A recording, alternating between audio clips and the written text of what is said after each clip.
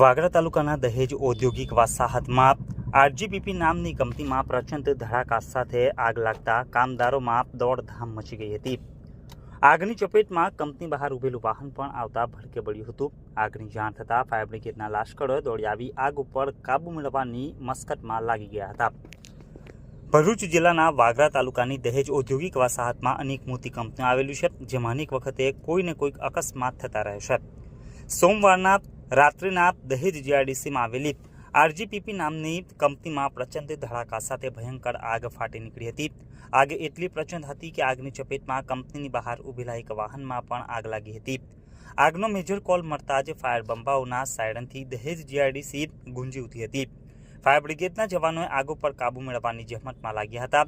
આગના પગલે અંદર કામ કરતા કામદારોમાં એક સમયે નાસભાગ મચી ગઈ હતી।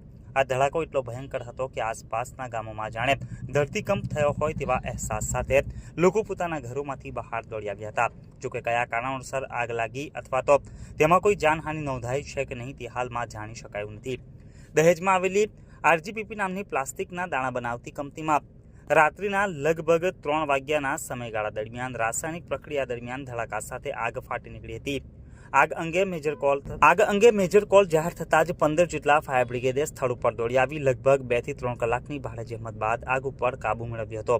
આગ અંગેની જાણ થતાં જ સેફટી એન્ડ હેલ્થ વિભાગના અધિકારીઓએ સ્થળ ઉપર પહોંચી આગ કયા કારણોસર લાગી તેની તપાસ કરી રહ્યા છે। જોકે હજી સુધી કોઈ પણ પ્રકારની જાનહાનિની માહિતી સામે આવી નથી।